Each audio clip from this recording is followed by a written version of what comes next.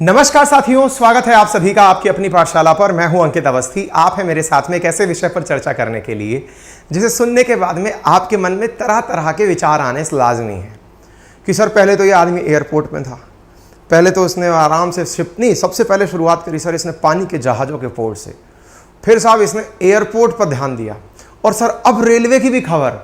मतलब सर जितने भी प्रकार का ट्रांसपोर्ट होता है, क्या उन सब के अंदर यही व्यक्ति दिखाई देने वाला है क्या? तो चलिए इसी उम्मीद के साथ आज के इस सेशन को आपको सुनाया जाता है कि क्यों इस खबर को कहा जा रहा है कि अब रेलवे में भी अडानी क्या करने जा रहे हैं। अडानी क्या एयरपोर्ट की तर्ज, जिस प्रकार से पहले मतलब जहाज रानी जिस मंत्रालय को बोलते हैं उसके साथ में इन्होंने काफ़ी बढ़िया काम किया, उसके बाद में क्या एविएशन के साथ में काम करते हुए क्या अब ये रेलवे के साथ भी काम करने जा रहे हैं। क्या काम करने जा रहे हैं, और जब काम करने जा रहे हैं तो रेलवे की जो सबसे ज़्यादा कमाई करने वाली आर्म है, भुजा है, जिसका नाम है IRCTC, क्या उसे कोई चुनौती मिलने वाली है? क्योंकि कई अखबारों ने तो लिखा बिल्कुल ऐसे ही है कि खत्म होगी IRCTC की मोनोपोली। तो क्या है ये पूरी कहानी? तो चलिए आज के सेशन में जानते हैं, समझने का प्रयास करते हैं। बाय द वे, जिन्हें नहीं पता अडानी क्या है और IRCTC के साथ क्या है, तो थोड़ा सा ब्रीफ इंट्रो जान लीजिए। इंट्रो ये है कि अडानी का जो एम्पायर है वो कई सेक्टर्स में फैला हुआ है। संभवतः आप में से, जैसे मैंने कुछ ने अभी बोला जहाज, कुछ ने बोला हवाई जहाज, लेकिन इनके जो सेक्टर्स जिन जिन में ये फैले हुए हैं उनमें Adani Enterprises, Adani New Industries, Adani Airports, Adani Roads, Adani Digital, Adani Wilmar, Adani business mining and copper. ऐसे ही एनर्जी में Adani Green Energy, Adani Transmission, Adani Total Gas, Adani Power, Adani Gas, Adani Port and SEZ, Adani Abbot Point और अंबुजा सीमेंट और अडानी अबाउट पॉइंट। ये जो आप यहां पर पॉइंट देख रहे हैं, इनके ब्रैकेट्स में कुछ लिखा हुआ है। लिखा हुआ है, इससे क्या मतलब है कि इतना परसेंटेज के मालिक खुद अडानी है। जैसे यहां लिखा हुआ है अडानी न्यू इंडस्ट्रीज के 100% मालिक, अडानी एयरपोर्ट के 100% मालिक, अडानी रोड्स के 100%, अडानी डिजिटल 100%, अडानी विल्मर 44%। तो बाकी कौन मालिक है? जनता, क्योंकि इसका IPO आ रखा है, यानी कि इसके लिए शेयर मार्केट के माध्यम से शेयर खरीदे जा सकते हैं। ठीक है, ऐसे ही आप माइनिंग में 100% अडानी, लेकिन अडानी ट्रांसमिशन में बाकी परसेंटेज कहां गया? तो वो शेयर मार्केट के माध्यम से जनता के पास चला गया। ग्रीन एनर्जी के अंदर बाकी परसेंटेज कहां गया? जनता के पास चला गया। अडानी पावर का 25% कहां गया? जनता, यानी कि जो अडानी टोटल गैस बाकी परसेंटेज जनता के पास, यानी कि शेयर मार्केट के माध्यम से शेयर होल्डर्स के पास चला गया। अब जो आपने यहां देखा उनमें से एक पॉइंट यहां पर आप फोकस करिए, थोड़ा आगे चल के उसी के बारे में जिक्र होगा। क्या जिक्र होगा? जरा खबर पढ़िए। Adani group set to acquire train booking platform Trainman. ये तो है खबर कि अडानी ग्रुप ट्रेनमैन नाम से एक प्लेटफॉर्म है, उसे एक्वायर करने जा रहा है। ठीक है, बहुत सारे एप्लीकेशन है, मेक माई ट्रिप है, ट्रेनमैन है, एक्जिगो है, पेटीएम है, बहुत सारे एप्लीकेशन है जहां से ट्रेन के टिकट्स बुक होते हैं। इस बात में इतनी खबर क्यों देखी जा रही है? तो दूसरा बिजनेस स्टैंडर्ड की खबर पढ़िए, क्या लिखा है? Adani Enterprises likely to challenge IRCTC monopoly in online ticket business. अब यहां से एक पॉइंट निकल करके आता है कि IRCTC की मोनोपोली को चैलेंज करने। ये बाय द वे मोनोपोली क्या होती है? मोनोपोली, ओलिगोपोली, है ना, परफेक्ट कंपटीशन होता क्या है समझेंगे, लेकिन IRCTC की मोनोपोली को चैलेंज मिलने वाला है, ऐसा बिजनेस स्टैंडर्ड लिखता है। मिंट लिखता है Adani Enterprises to challenge online train ticket booking business IRCTC soon. तो आज के सेशन में दो प्रश्न बनकर आते हैं। पहला, IRCTC को चैलेंज कैसे मिलेगा, और दूसरा, अडानी ने ट्रेनमैन का खरीद कर क्या किया, क्या है ट्रेनमैन, ये दोनों बातें समझेंगे और इससे अल्टीमेटली फायदा किसका होगा वो भी समझने का प्रयास करेंगे। ठीक है, तो चलिए सबसे पहले हम आपको अडानी एंटरप्राइजेस इस लिस्ट में दिखा देते हैं। ये रहा अडानी एंटरप्राइजेस, इसी की खबर है कि अडानी यानी कि इतनी सारी कंपनीज में से एक कंपनी है अडानी एंटरप्राइजेस। वो अडानी एंटरप्राइजेस ट्रेनमैन को परचेज कर रही है, हालांकि वो भी डायरेक्ट ट्रेनमैन को नहीं, ट्रेनमैन की जो पेरेंट कंपनी है उसको परचेज कर रही है। अभी वो सारा गणित समझाएंगे, लेकिन यहां पर एक इकोनॉमी की भाषा आ गई, दैट इज मोनोपोली। ये होती क्या है मोनोपोली? लोग इस तरह का मीम क्यों बना रहे हैं कि IRCTC की मोनोपोली को खत्म करने के लिए अडानी आ रहे हैं? ये क्या है समझेंगे इस बात को, लेकिन इससे पहले मोनोपोली इकोनॉमी की भाषा में समझिए। A market structure where one seller और producer is the sole supplier of good और services in a market. Technically अगर देखा जाए तो इंडिया में आप कैसे भी टिकट बुक करिए, अगर आपको ऑनलाइन टिकट बुक करना है, चाहे मेक माई ट्रिप से करें, चाहे पेटीएम से करें, चाहे ट्रेनमैन से करें, चाहे एक्जिगो से करें, कैसे भी ऑनलाइन टिकट अगर आप बुक करते हैं तो वो घूम फिर के राउट होकर के IRCTC के पास चला जाता है। यानी एक कंपनी जिसका नाम है आईआरसीटीसी। इसके बारे में भी जानेंगे कि आईआरसीटीसी क्या है, कौन सी कंपनी है, सरकार का क्या रोल है, सरकार कितना परसेंटेज उसमें होल्ड करती है, सारी बातें जानेंगे। लेकिन बड़ा सवाल बनकर यह आता है कि मोनोपोली क्या है। तो भारत के अंदर जितने भी टिकट बुक होते हैं वो केवल एक ही कंपनी के द्वारा बुक होते हैं जिसका नाम आईआरसीटीसी है। ठीक है, इसका मतलब जब एक मार्केट ऐसा हो जहां पर एक ही सेलर या प्रोड्यूसर पूरी तरह से सप्लाई को कंट्रोल कर रहा हो तो उसे मोनोपोलिस्टिक मार्केट कहा जाता है। आईआरसीटीसी इसका बेहतरीन एग्जांपल है। ठीक है, चैलेंज कैसे मिलने वाला है वो भी हम समझेंगे, लेकिन आपने शायद मोनोपोली समझ ली हो। अब मैं थोड़ा आईआरसीटीसी के बारे में बता देता हूं। प्यारे साथियों, Indian railway catering and tourism corporation, इसको शॉर्ट फॉर्म में कहा जाता है आईआरसीटीसी। आप में से जितने भी लोग आज तक ऑनलाइन टिकट बुक करके यात्रा किए हों या रेल में जाकर के पानी खरीदे हों जिसे रेल नीर के नाम से जाना जाता है, या रेलवे के बाहर खड़े, स्टेशन के बाहर, स्टेशन पर खड़े होकर के कभी वहां के किसी स्टॉल से कुछ खाया हो, तो वहां पर आपको यह लोगो बना हुआ दिखाई देगा। रेलवे की भूमि पर बने हुए जो लॉन्जेस हैं, होटल्स हैं या फिर जो स्टे हाउसेज हैं, उन पर आपको यह लोगो लिखा दिखाई देगा। कहने का अर्थ क्या है? कैटरिंग, कैटरिंग का अर्थ क्या होता है? शादी के अंदर आप एक शब्द बहुत कॉमन जानते हैं, कैटरिंग, सेवा करना, परोसना। तो रेलवे की तरफ से जो परोसने का काम है और जो टूरिज्म को लेकर के काम है, उसको लेकर के एक एजेंसी है जिसका नाम आईआरसीटीसी है।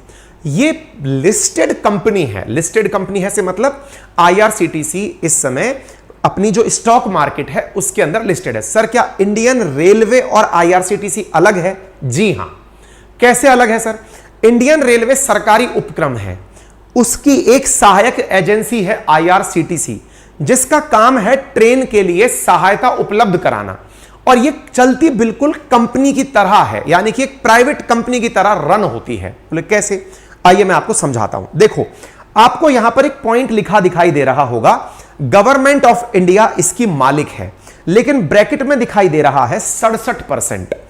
हमने जब और वेबसाइट से चेक किया तो कई जगह हमें 63% भी जानकारी मिली। ये विकिपीडिया पर प्राप्त जानकारी है।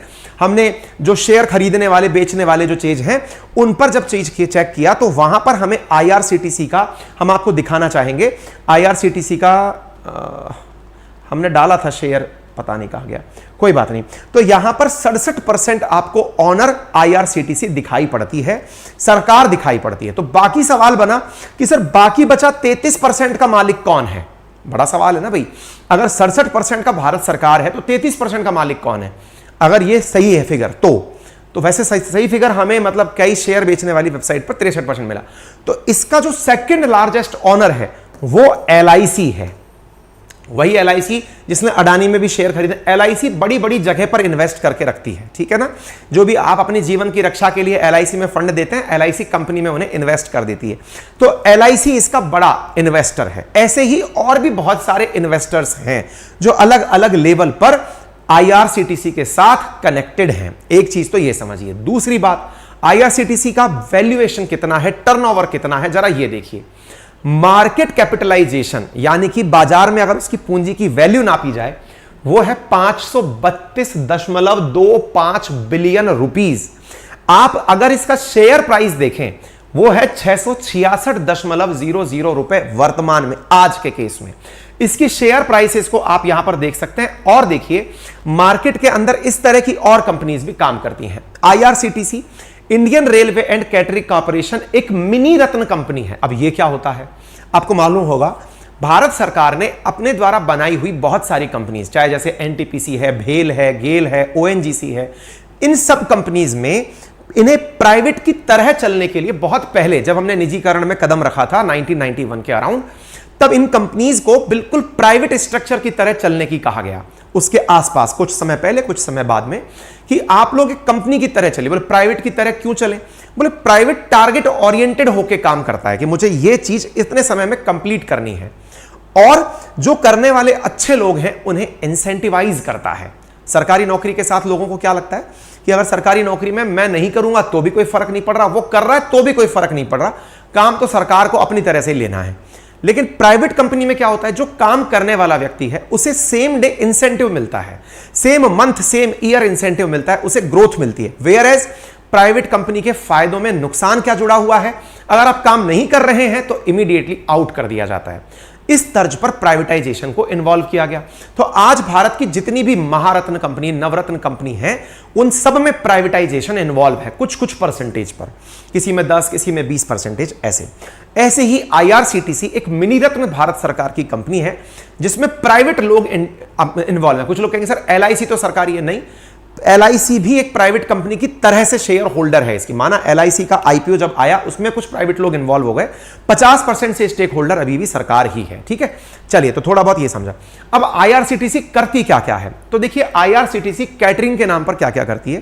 पहला, मोबाइल कैटरिंग सर्विसेज। अगर आप कभी राजधानी, शताब्दी, दुरंतो इनमें कभी भोजन करते हैं या फिर इनकी कैटरिंग सर्विसेज का लाभ लेते हैं, तो इनकी जो खाना सर्व होकर आता है वो आईआरसीटीसी द्वारा ही दिया जाता है। आप जिस भी ट्रेन में यात्रा करते हैं, आपका जो पका पकाया या फिर ट्रेन में चलती हुई जो वैगन है, जो किचन है, वो आईआरसीटीसी के द्वारा ही लगाई गई है।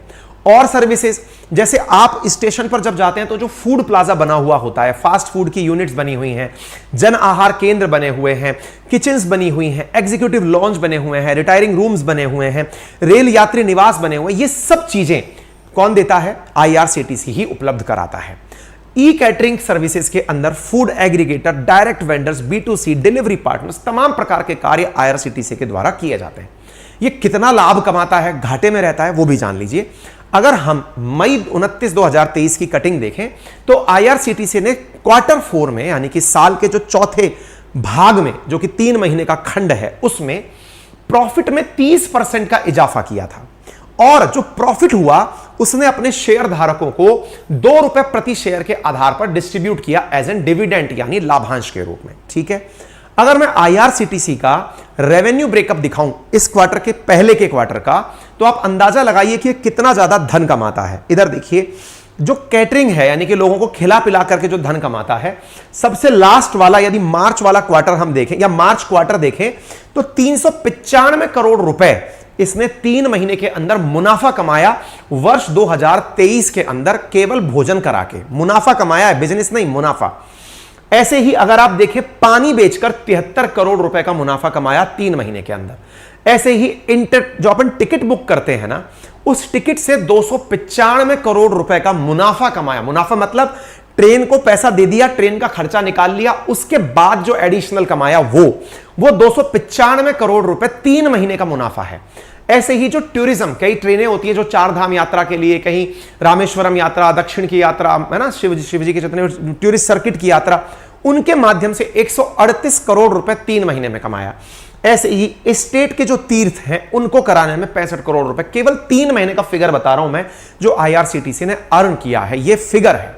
अब क्या होने जा रहा है, जब आईआरसीटीसी सरकार के पास रहकर इतना कुछ कमा रही है, तो फिर गौतम अडानी क्या करने वाले हैं? क्या सरकार निजीकरण कर रही है? क्या सरकार के द्वारा आईआरसीटीसी को बेचा जा रहा है? क्या सरकार आईआरसीटीसी के शेयर बेच रही है? क्यों? क्योंकि खबर जब यह लिखी जाती है कि यहां पर ऑनलाइन टिकट बुकिंग की आईआरसीटीसी की मोनोपोली को खत्म किया जाएगा, तो बड़ा सवाल बनता है कि यह अल्टीमेटली क्या होगा। तो इस चीज को लेकर के जो मन में स्थितियां पैदा हुई उसे अब जानते हैं। ठीक है, चलिए, तो अब आगे चलते हैं।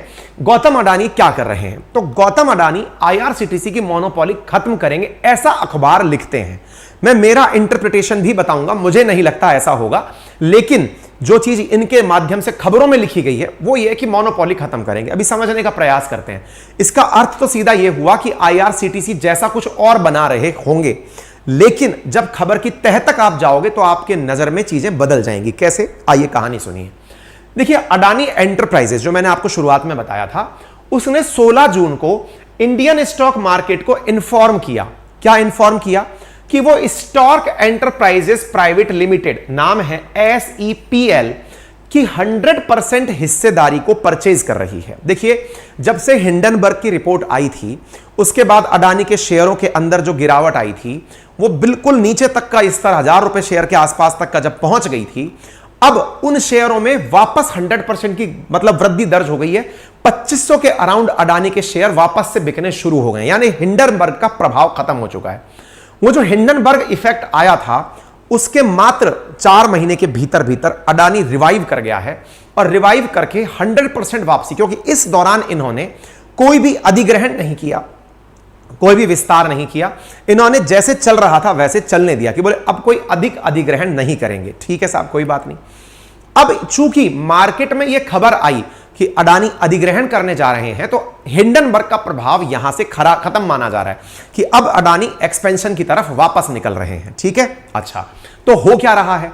अडानी एंटरप्राइजेस ने बताया कि उनकी Adani digital lab private limited नाम की जो सहायक कंपनी है, अब मैंने आपको शुरुआत में भी दिखाया था, मैं एक बार वापस दिखा दूं, इधर देखिए, आपको मैंने इनके बिजनेस दिखाए थे, यहां पर दिखाई दे जाएगा अडानी डिजिटल। असल में अडानी एंटरप्राइजेस के अंडर में अडानी डिजिटल नाम की कंपनी है। अडानी डिजिटल का 100% शेयर अडानी के पास है। अडानी डिजिटल जो स्टॉर्क नाम की कंपनी, SEPL नाम की मैंने कंपनी बताई है, उस कंपनी का 100% अधिग्रहण यानी कि टेक ओवर कर रही है, मतलब पूरी तरह से उसका मालिकाना हक अपने पास ले रही है। चलिए तो इस खबर को और देखते हैं। हिस्सेदारी को अधिग्रहण के लिए शेयर परचेज एग्रीमेंट पर हस्ताक्षर कर रही है। शेयर परचेज एग्रीमेंट का मतलब क्या हुआ? तुम्हारे 100% शेयर हमें दे दो, कोई भी बिचौलिया बीच में नहीं है, शेयर मार्केट भी बीच में नहीं है, कंपनी सीधे एक दूसरे से व्यवहार कर रही है। ठीक है साहब, अब दिमाग में आपके क्यूरोसिटी बनने लगी, सर इससे क्या लेना देना है कि SEPL का स्टॉक एंटरप्राइजेस प्राइवेट लिमिटेड का शेयर परचेज कर रही है, उससे क्या हो रहा है? क्या है ये स्टॉक एंटरप्राइजेस प्राइवेट लिमिटेड और दूसरा ये Adani digital lab private limited क्या है? दोनों के बारे में जानते हैं। देखिए, ये रही SEPL स्टॉक एंटरप्राइजेस लिमिटेड। ये क्या है? असल में ये वो कंपनी है जिसके अधीन में ट्रेनमैन नाम का ब्रांड है। ट्रेनमैन, जैसे मेरी अपनी, जब आप मेरी कंपनी के बारे में जानते हैं तो Awasthi consultancy private limited ACPL नाम से कंपनी है। उस कंपनी के अधीन ब्रांड नेम क्या क्या है? अपनी पाठशाला है, अंकित इंस्पायर्स इंडिया है ना, अपना जो प्रकाशन है अलंकृता पब्लिकेशन है, वो सब उस कंपनी के पार्ट्स हैं। एग्जैक्टली ऐसे ही SEPL के अधीन ट्रेनमैन नाम का ब्रांड नेम आता है। ठीक है, ट्रेनमैन SEPL के अंडर है। SEPL को परचेज कौन कर रहा है? अडानी डिजिटल लैब कर रहा है। तो ऑटोमेटिकली ट्रेनमैन भी साथ साथ चला गया। ट्रेनमैन साथ साथ चला गया तो अब हमने ट्रेनमैन के बारे में जाना। क्या है ट्रेनमैन? आइए, ये रहा ट्रेनमैन नाम से एप्लीकेशन। हो सकता है आप में से कुछ लोग इसका उपयोग भी करते हो। ट्रेनमैन एक टिकट बुकिंग वेबसाइट है, टिकट बुकिंग एप्लीकेशन है। इंटरेस्टिंगली जब हमने इस पर सर्च किया तो क्या जानकारी मिली? जानकारी मिली कि ये IRCTC का तो ऑलरेडी ऑथराइज्ड पार्टनर है। मतलब अब वापस देखिए, इस खबर को देख लीजिए, ऑथराइज्ड पार्टनर। ठीक है, अब मैं फिर से लेके चल रहा हूं। मैंने आपको IRCTC के जो काम गिनाए थे उनमें देखिए यहां पर एक पॉइंट लिखा हुआ है, दैट इज डिलीवरी पार्टनर्स।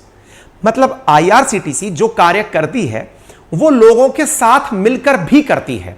ट्रेनमैन के अधिग्रहण से पहले ही ट्रेनमैन ऑलरेडी IRCTC के साथ जुड़ करके काम पहले ही कर रहा था।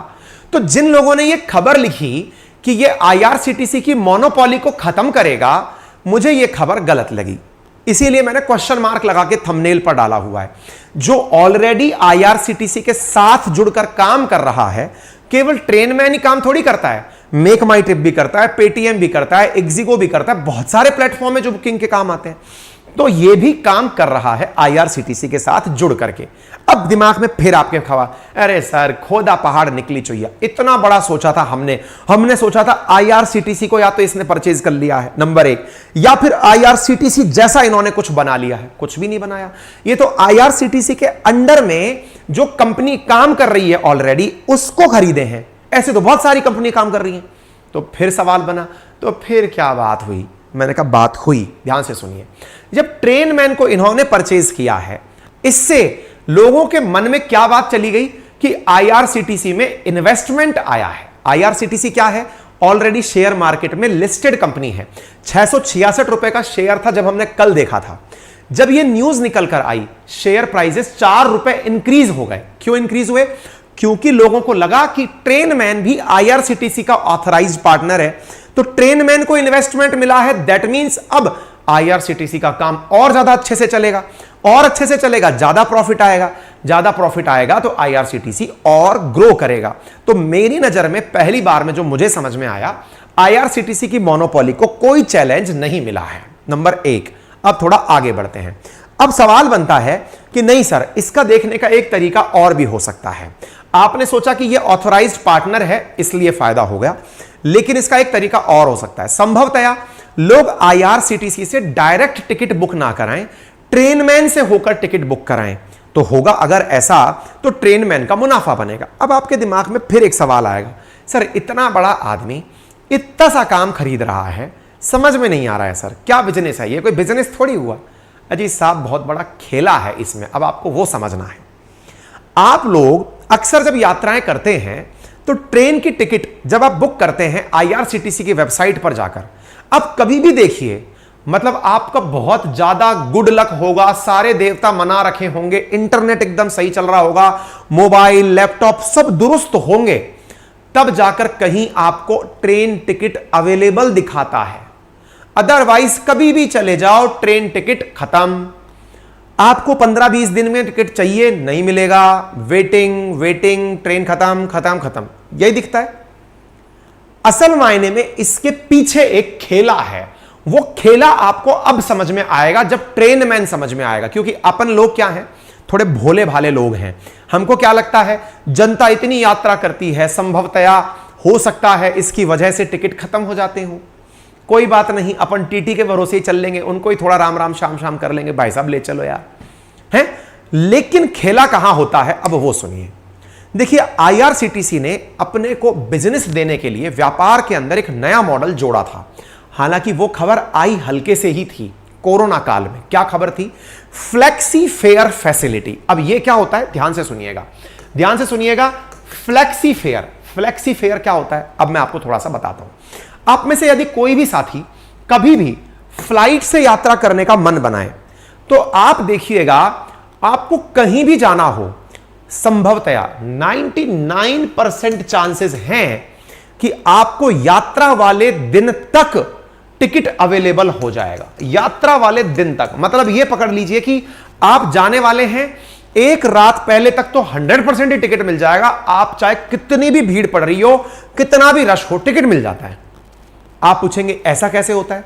भाई साहब इसके पीछे एयरलाइंस वालों का एक तरीका होता है, दैट इज फ्लेक्सी फेयर। वो क्या करते हैं, मान लीजिए कि हवाई जहाज के अंदर 100 सीटें अवेलेबल थी, 100 सीटों में से 50% सीटें तो वो रखते हैं इस आधार पर कि सबसे बेस प्राइस पर दिखाओ इन्हें। सबसे बेस प्राइस पर मान लीजिए 2000 रुपए की सीट दिखा दी।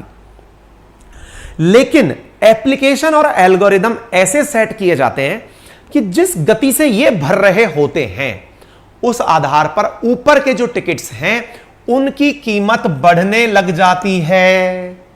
मतलब जो आपके बगल का को पैसेंजर जिस टिकट को 2000 में खरीदा हो, संभव है वो टिकट आपको 25,000 का मिले, लेकिन मिल जाएगा। अर्थात फ्लेक्सी फेयर के माध्यम से वो टिकट्स को महंगा करते चले जाते हैं और महंगा करने से ये प्रॉपर तरीके से कमाई कर लेते हैं। अपन सब लोगों को IRCTC लगी सरकारी कंपनी। अपन को लगा यार सरकार अपने साथ थोड़ी खेला खेलेगी, क्योंकि हवाई जहाज तो चलो प्राइवेट है, एक था सरकारी एयर इंडिया, वो भी अब प्राइवेट हो गया। कुल मिलाकर के प्राइवेट एजेंसी तो चलो ऐसा कर सकती है, सरकार ऐसा थोड़ी करेगी। जनाब IRCTC ने हमारे साथ बहुत पहले कोरोना काल में खेला खेल लिया था। क्या? वो फ्लेक्सी फेयर फैसिलिटी ले आई थी, हमें नहीं पता था बस। क्यों? क्योंकि IRCTC पे वो दिखता ही नहीं है। तो क्या होता है, आइए आपको यात्रा कराते हैं ट्रेनमैन की। आपको टिकट बुक करना हो, हमने अपनी जो टीम है उसके एक सदस्य से आपका सेशन बनवाने से पूर्व एक टिकट बुकिंग करवाने का काम किया। अलवर से लेके कानपुर तक का टिकट ढूंढवाया। हमने कहा टिकट ढूंढो भाई अवेलेबल है कि नहीं। आइए आपको लाइव चीज दिखाते हैं, आप भी ट्राई करिएगा, बताते हैं आपको। आइए आपको लेकर चलते हैं एक चीज पर। ये इतनी सारी एजेंसीज हैं, क्या खेला चल रहा है जो आप लोगों को नहीं पता है, दिखाते हैं। ये ट्रेनमैन साइट है साहब। ट्रेनमैन की साइट पर स्टेशन डाला गया अलवर से लेकर कानपुर। कब का डाला गया? 18 जून का, कल का, जब हमारी टीम सर्च कर रही थी। ट्रेन की सीट अवेलेबल दिखाई गई, 4 सीट अवेलेबल दिखाई गई। ये IRCTC का ऑथराइज्ड पार्टनर है ट्रेनमैन। कितनी सीट दिखा रहा है? 4 सीट दिखा रहा है। कल की जब कंटेंट बन रहा था तब की खबर है, हमसे रहा नहीं गया। हमने आज फिर कहा, हमने कहा यार नहीं दोबारा चेक करो यार। उन्होंने कहा ठीक है सर दोबारा चेक कर लेते हैं। दोबारा चेक किया आज की डेट पर, देखिए ये 19 तारीख, ये 20 तारीख, टिकट चेक किया, बढ़िया से सीटें अवेलेबल दिखा रहे हैं साहब। 68 सीट अवेलेबल, 8 सीटें अवेलेबल, सीट अवेलेबल है। और तो और जब टिकट बुक करने गए तो बकायदा पेमेंट के गेटवे तक पहुंच करके टिकट की कीमत दिखाई दी 1225 रुपए। वास्तविकता में यह टिकट कितने का था? वास्तविकता में इस टिकट की ओरिजिनल कीमत थी 700 रुपए। जब ये थर्ड एसी का टिकट बुक करने की चीज चल रही थी उस समय देख रहे थे तो 700 रुपए का टिकट 1225 का यहां पर दिखाई जा रहा था। ठीक है साहब, हमने इस काम को आईआरसीटीसी से चेक किया डायरेक्ट जाकर के। हमने कहा चलो एक बार आईआरसीटीसी की यात्रा करते हैं। भाई साहब आईआरसीटीसी की यात्रा करी तो आप इधर देखिए थर्ड एसी में वेटिंग आ रही है 27। अगर विजिबल हो तो देख लीजिए 27 वेटिंग आ रही है यहां पर, और आपको सेम यही देखिए 20 तारीख को यहां पर दिखा रखा है 68 वेटिंग, ये सॉरी 68 सीट अवेलेबल। दोनों जगह चेक कर लीजिए, थर्ड एसी 27 वेटिंग और थर्ड एसी 68 सीट अवेलेबल। यहां बुक करिए और यहां पर कोई ऑप्शन नहीं है। यह क्या खेला है भाई? ये हो क्या रहा है भाई? हो ये रहा है कि जो 790 रुपए का टिकट था वो ट्रेन मैन पर 1225 रुपए का मिल रहा है। क्या आप मेरी बात समझ पा रहे हैं? आपने कहा कि सर कोई कोटा फोटा लग जाएगा उस कारण। अरे आप कुछ भी लगाइए, आपको हर दिन टिकट दिखा रहा है, यहां पर ये टिकट ही अवेलेबल नहीं दिखा रहा है। बोले ये क्या कर रहा है? ये क्या करता है? ये फैसिलिटेट करता है या तो फ्लेक्सी फेयर को या तत्काल की सीटों को। ये तत्काल की सीटें अपने पास कैप्चर करके रखा हुआ है या फिर फ्लेक्सी फेयर को अपने पास कैप्चर करके रखा हुआ है। किसी ना किसी तरीके से ये सीट आपको अवेलेबल करा रहा है। जो सीट्स हैं वो बढ़े हुए दामों पर दिख रही हैं। हो सकता है वो तत्काल की सीटें दिखा रहा हो सकता है वो आपको सीट उपलब्ध कराने के लिए फ्लेक्सी फेयर फैसिलिटी का यूज कर रहा हो, लेकिन अल्टीमेटली आपको टिकट उपलब्ध करा रहा है। इससे क्या हुआ? आपको तो टिकट मिल गई, टिकट मिल गई और आईआरसीटीसी को पैसा पहुंच गया। आईआरसीटीसी को तो कितना चाहिए था? 790 रुपए। उससे ऊपर जो मिला वो किसका? बुकिंग करने वाले का, क्योंकि भाई उसने तो अपनी तरफ से पूरी बुकिंग करी है ना। सरकार को जितना चाहिए था वो दे दिया, फ्लेक्सी फेयर का कमीशन दे दिया, इसीलिए तो ऑथराइज्ड पार्टनर है। यह प्रक्रिया इनके बीच में चलती है। कहने का मतलब यह है कि ये जो बुकिंग साइट्स होती है ना, जैसे आप में से बहुत सारे लोगों ने देखा होगा मेक माई ट्रिप, booking.com, है ना, जितनी भी goibibo.com, ये चलती कैसे हैं? पैसे कैसे कमाती हैं ये? तो पैसे कमाने का इनका अपना कमीशन मॉडल होता है। इसी कारण से ये बढ़िया मात्रा में, भाई साहब कई तो यूनिकॉर्न कंपनीज हैं। टिकट बुक करके, गाड़ी आपकी, यात्रा आपको करनी है, ये तो बीच के प्लेटफॉर्म है और ये भी यूनिकॉर्न है। आप इससे अंदाजा लगाइए, मतलब समझ गए आप क्या होता है? तो उम्मीद है आपको ट्रेन मैन की कहानी समझ में आ गई होगी। तो सवाल बना क्या आईआरसीटीसी को चैलेंज मिलेगा? देखिए मेरी नजर में तो चैलेंज नहीं है, क्योंकि जो सरकार को पैसा चाहिए था वो मिल रहा है। आपको लगता है कि चैलेंज मिलेगा तो कमेंट बॉक्स खुला हुआ है, आप भरिए अपनी नॉलेज क्या लगती है। बाकी खबर क्या थी, अगर वो आपको समझ में आ गई हो तो जरूर कमेंट बॉक्स में बताइएगा। एक बालक बोल रहा है ये काम तो रेलवे भी कर सकता है। बिल्कुल कर सकता है, और संभवतः कोई ना कोई सरकारी एप्लीकेशन ऐसा होगा जो अपनी नॉलेज में ना हो वो ऐसा काम करता हो। इसलिए मैं पूरी तरह से ये संतुष्ट होकर नहीं कह पा रहा हूं कि हमने सब चीजें चेक कर ली हैं। हमने केवल ट्रेन मैन को कंपेयर किया था कि कैसे अलग है ये। जब आईआरसीटीसी ऐसा काम करता है तो ट्रेन मैन क्या करता है, तो हमने चेक किया, वो जो हमें मिला बता दिया। हम अभी भी आपसे ये कह रहे हैं कि ये संपूर्ण तरीके से सारी वेबसाइट्स को चेक करके हमने जानकारी नहीं दी है।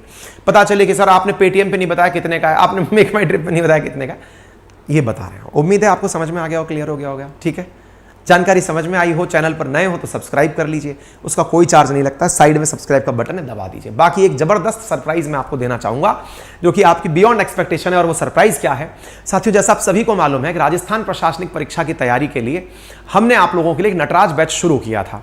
हमने 1 तारीख से 7 तारीख के बीच में उसके एडमिशंस लिए थे, लेकिन 16 तारीख के दिन एक खबर प्रकाशित होती है अखबार में। क्या खबर आती है? खबर आती है कि आरपीएससी को, जो राजस्थान के अंदर आरएएस का एग्जाम कराने वाली एजेंसी है, उसको राजस्थान सरकार ने 905 पदों के लिए, कि हां भाई 905 पदों के लिए नियुक्ति करने का काम शुरू कर दीजिए।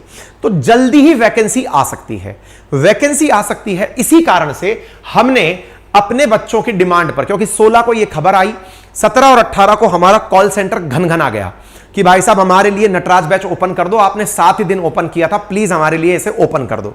तो बच्चों की बेहतरीन डिमांड को ध्यान में रखते हुए हमने 3 दिन के लिए आपके लिए नटराज बैच ओपन किया है। और एक चीज और मैं आपको बता दूं, ये जो आप वीडियो देख रहे हैं, कल मैंने अंकित इंस्पायर इंडिया पर किया था कि किसी भी वक्त आ सकती है वैकेंसी।